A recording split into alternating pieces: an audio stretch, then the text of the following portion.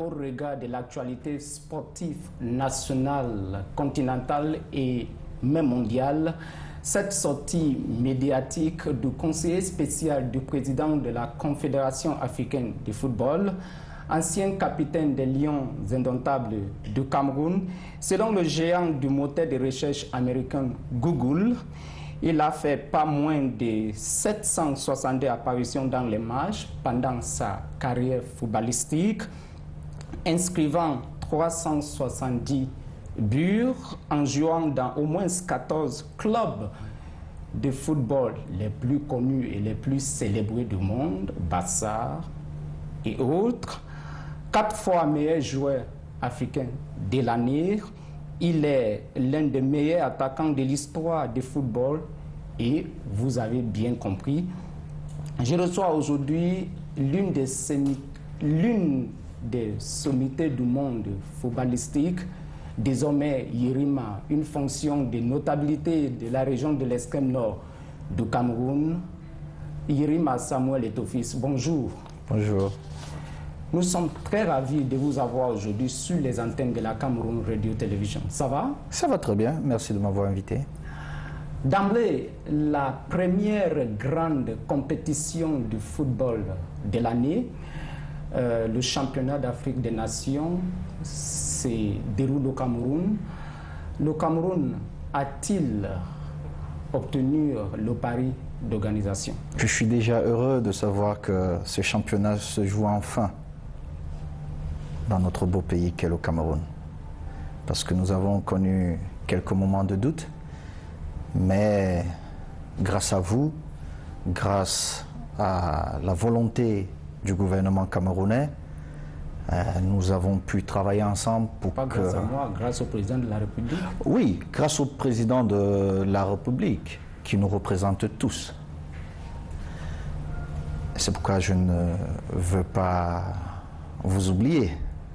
Merci. Et nous sommes tous heureux aujourd'hui de voir que les retours sont plus que positifs au-delà de l'Afrique. Et c'est ce que nous souhaitons pour notre beau pays, le Cameroun. Vous avez joué dans certains des meilleurs stades du monde, ou presque les stades que l'histoire peut connaître. En visitant les stades à Douala, en assistant dans les matchs, est-ce que l'offre infrastructurelle était aux standards mondiaux? On a des beaux stades. Ce que j'ai connu dans mes clubs, c'est un beau passé.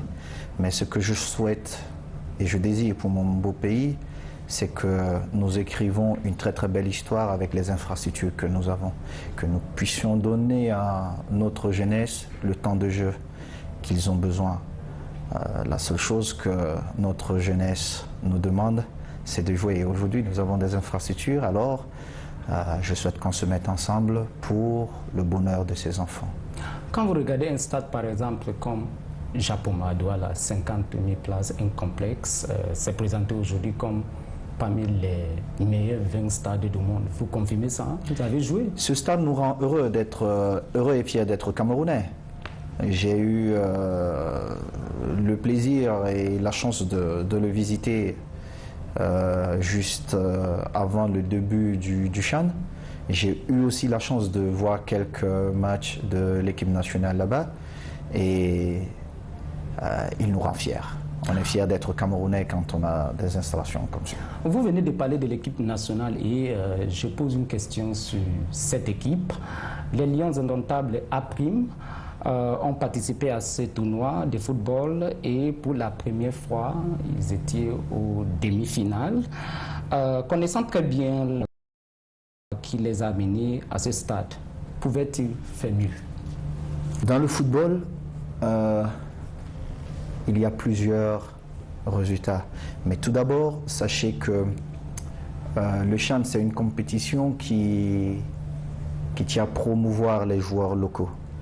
Et si nous faisons un bilan positif ou négatif, nous voyons bien que malgré l'environnement difficile, ces garçons nous ont apporté beaucoup de joie et il y a de quoi être fier. Pour le moment, ils sont parmi les 4 meilleures équipes de ce tournoi. Nous espérons qu'ils finiront 3e. Mais néanmoins, ils ont fait le job jusqu'à présent et ils nous ont rendus fiers. Mais beaucoup plus loin, ceci nous interpelle. De quelle façon? C'est de dire, nous avons le devoir, après ce que le chef d'État, et je profite aussi pour dire à son Excellence, Monsieur le Président de la République, vraiment merci. Merci pour ce courage, merci pour cet entêtement même, je dirais, il me permettra de dire, je veux faire ceci, j'ai donné ma parole, je tiens à ma parole. Parce qu'il y a quelques mois, comme vous le savez, j'ai été interpellé. Et c'est un honneur pour moi que la nation camerounaise, à travers le premier Camerounais, me dise « Ah, Samuel, venez servir une fois de plus votre beau et cher pays. » Ce que j'ai fait sans hésiter pour qu'on ait ce championnat qui nous rend fiers aujourd'hui d'être Camerounais. Parce que quand vous voyez, mais à l'époque, c'était difficile parce que une partie de nos concitoyens ne comprenaient pas trop pourquoi moi, Samuel Eto'o, je pouvais intervenir dans ce dossier.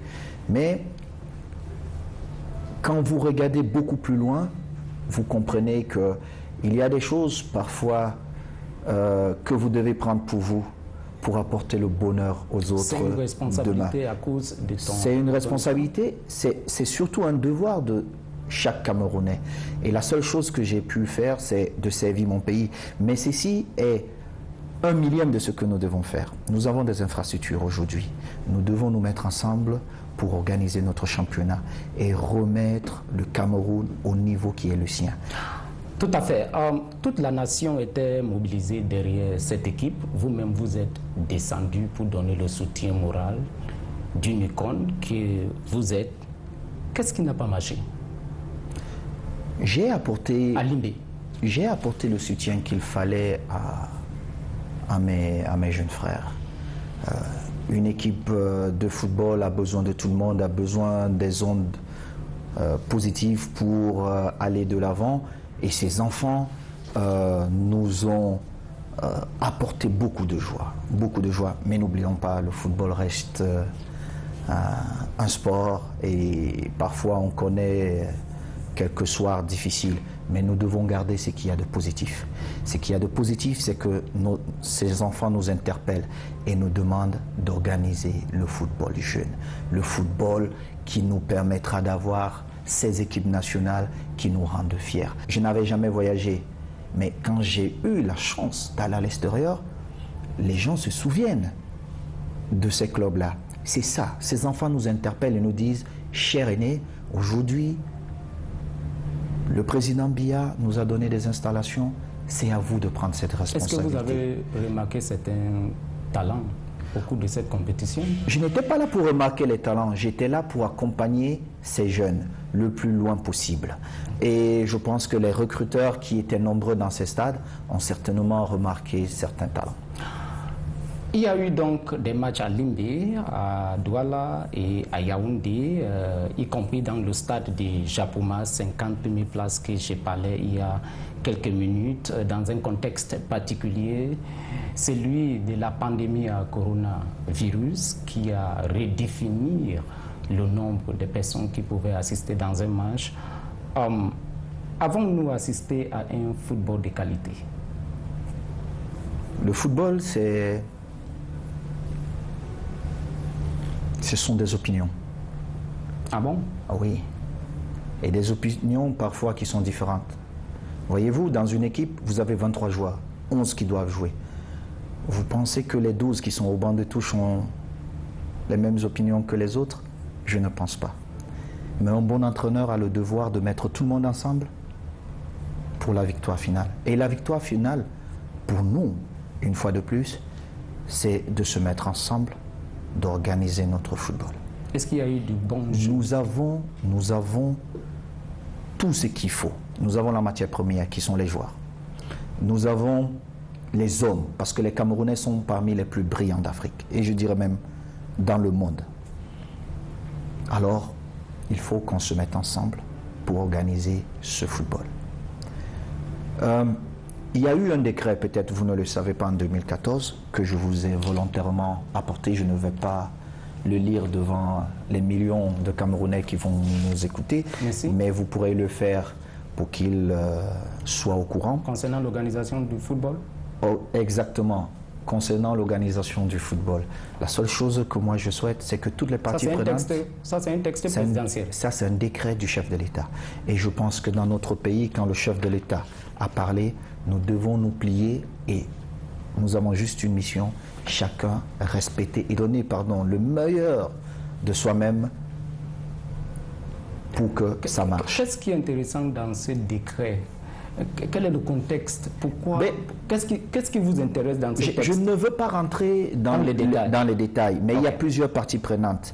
Et toutes ces parties prenantes doivent respecter leur rôle et respecter le rôle des autres pour le bonheur de notre jeunesse, pour que notre jeunesse puisse s'exprimer et qu'elle nous rende fiers comme elle a pu faire pendant cette compétition. Parlons maintenant des autres événements sportifs. Le championnat d'Afrique des Nations terminé.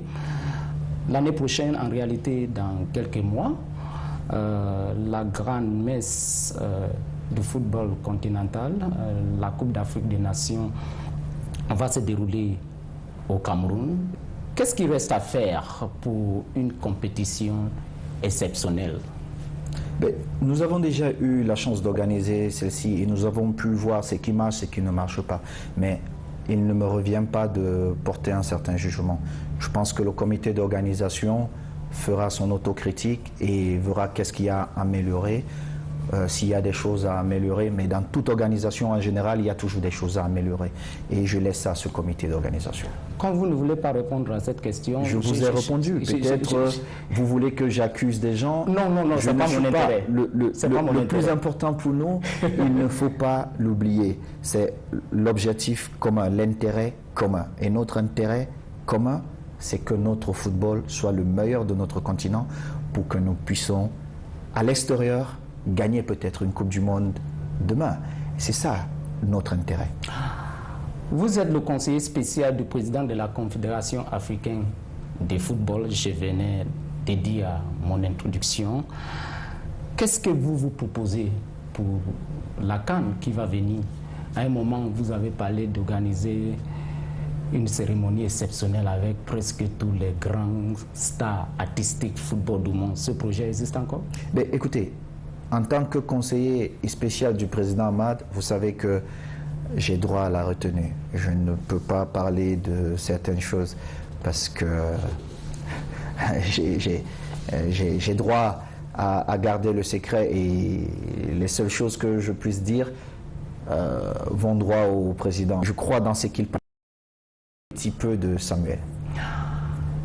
Avant l'avènement de la prochaine Coupe d'Afrique des Nations, Samuel Eto'o, tentons de comprendre la crise à la Fédération camerounaise de football. Le tribunal arbitral du sport a suspendu l'équipe dirigeante actuelle, l'élection qui les a menés au pouvoir.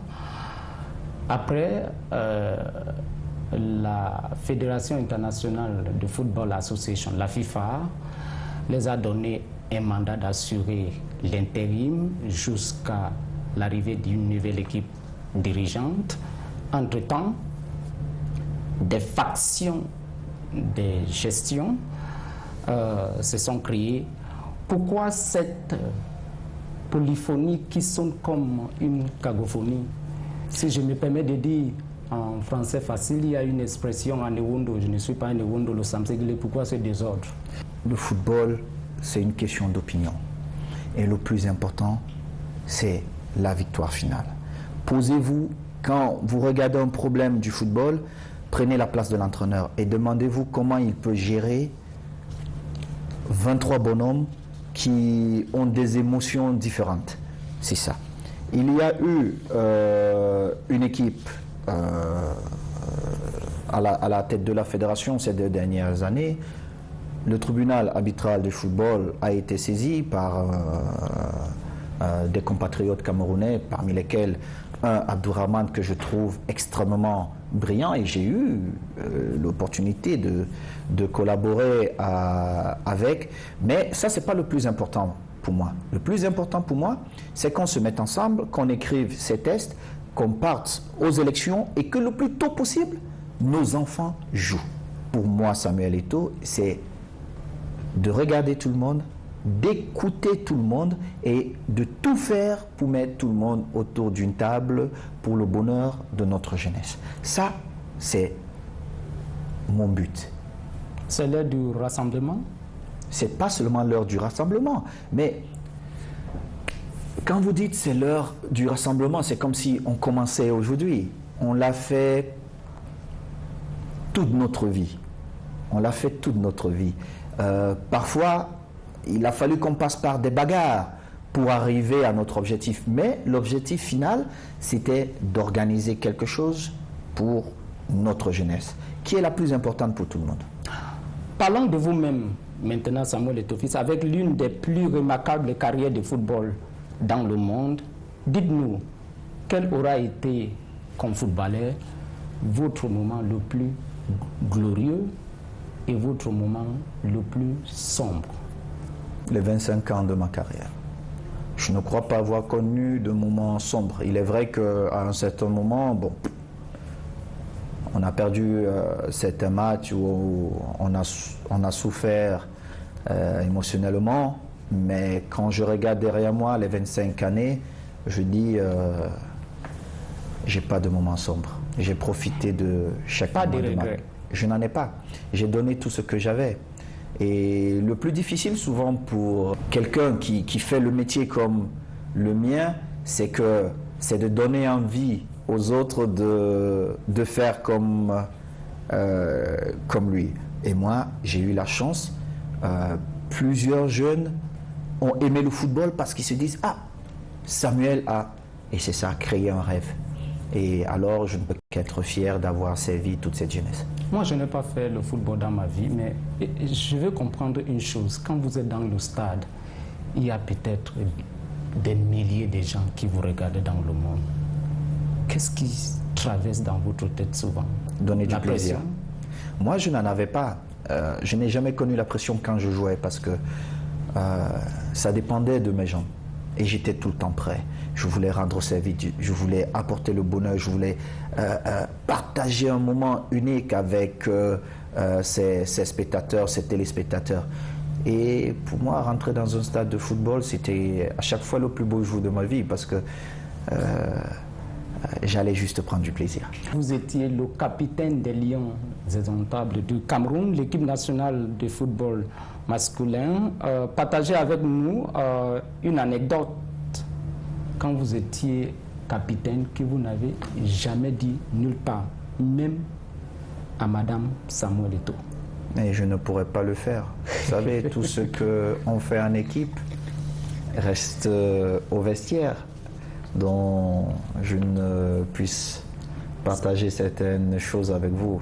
Peut-être avec mon fils de temps en temps pour montrer comment on était à une certaine époque quand on jouait encore. C'est vrai ça? Oui.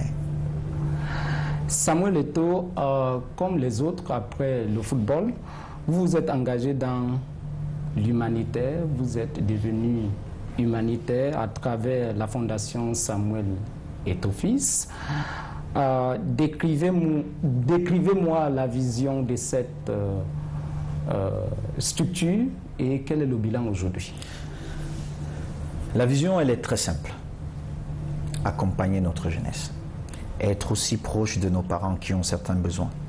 Ça, elle est simple, je vous explique. Apporter le sourire. Et je suis un parent heureux parce que à un moment donné de la vie de notre équipe nationale senior, j'avais 6 ou 7 joueurs, si je ne me trompe. Et il n'y a rien de plus beau pour un parent de voir ses enfants s'épanouir. C'était ma petite contribution pour ses enfants et pour notre jeunesse. D'autre part, j'ai accompagné certaines personnes, ça c'est un plaisir personnel, qui souffraient, qui avaient des problèmes de santé, les évacuer, voir qu'ils retrouvent leur santé et qu'ils vous disent merci. Je me dis, ces personnes reviendront demain et ils vont contribuer au développement de notre pays. Ça, c'est le plus important pour moi. Aujourd'hui, hier aussi, nous avons construit des hôpitaux, d'ailleurs un que vous connaissez tous, un pavillon à la Kintini que nous avons donné humblement, nous avons mis à la disposition de l'État du Cameroun et qui fonctionne très bien. Nous sommes fiers des petites actions que nous menons pour améliorer le quotidien de nos frères et sœurs. Ça, c'est le plus important pour nous. Est-ce que vous avez un bilan chiffré? Combien de personnes ou bien des associations? Je ne compte pas. Je ne compte pas ni l'argent que je mets dedans, ni les personnes, les personnes qui nous sollicitent. Je ne compte pas. C'est comme si je traversais cette porte là et puis une maman se présentait à moi pour me dire: mon fils, je suis souffrante, je ne vais pas compter, je vais donner des instructions pour que cela se fasse, mais je pense que mes équipes quand même ont des chiffres, mais moi-même je ne compte pas. Bon, je profite aussi pour dire à mes équipes, mais vous êtes merci. Quand même au contrôle de tout pour assurer la bonne gouvernance. Ah oui, il faut bien que je sois au contrôle de tout, parce que je suis la lettre A et la lettre Z. Celui qui doit sortir l'argent tout le temps, et très souvent aussi celui qui envoie les gens pour que mes équipes, je sais qu'elles souffrent, je sais que parfois je les sollicite à des heures pas possibles et je profite pour demander pardon à leur épouse, compagne, et dire vraiment ce qu'ils font est remarquable. Et il est vrai qu'on parle de ceux qui font vraiment le boulot dans cette fondation, ce sont mes équipes et je profite pour leur dire merci. Avant la dernière question, ces dernières semaines, vous avez effectué les déplacements dans certaines régions du Cameroun, reliés parfois avec des titres traditionnels, Yerima dans l'extrême nord du Cameroun par exemple. Était-ce toujours pour des activités humanitaires? Vous savez, je suis d'abord camerounais et je peux me déplacer partout. Mais cette fois-ci, j'ai décidé d'aller voir de mes propres yeux ce qui se passe un peu partout dans le domaine qui est le mien. Je suis allé à l'extrême nord pour être proche, écouter le dirigeant qui met son argent juste dans le football, juste par passion. Quelles sont ses difficultés?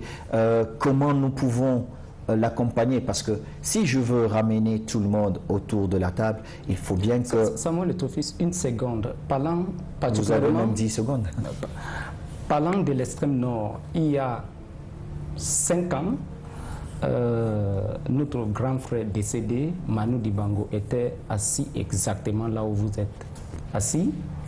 Il me parlait d'un projet que vous aviez ensemble, l'extrême nord, et que vous avez réuni à peu près 1 milliard de CFA pour financer les activités, soulager les gens qui souffrent des exactions de Boko Haram, la guerre, du terrorisme. C'est toujours la continuation de ça?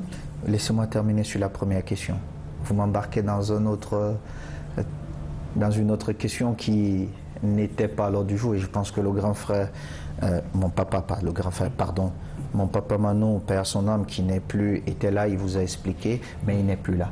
Moi, je suis allé à l'extrême nord déjà pour passer un bon moment avec notre armée, le BIR, et je suis comme tous les Camerounais, j'écoute, je lis certaines choses qui se disent, qui nous créent parfois des doutes.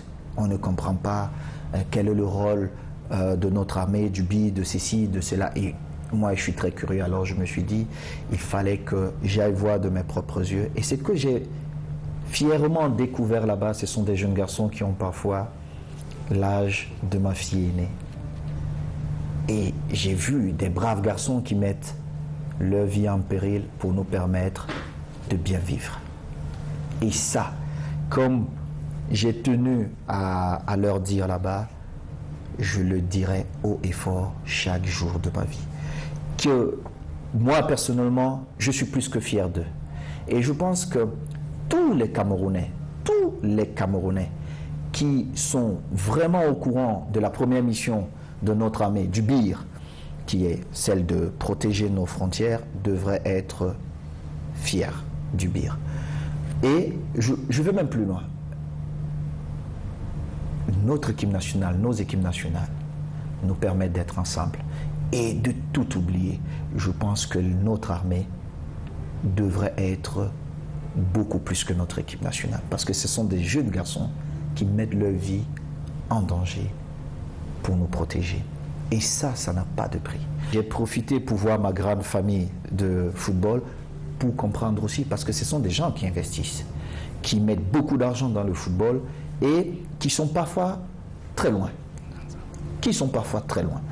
Et je me suis dit, Samuel, il faut que tu ailles un peu partout, que tu écoutes les uns les autres. Quand j'aurai cette famille autour de la table, cette famille de football, elle dit, écoutez, ça ce sont les difficultés de notre football, alors voici ce que je pense, qu'est-ce que vous pensez, comment nous pouvons faire pour avancer et améliorer ces conditions pour que...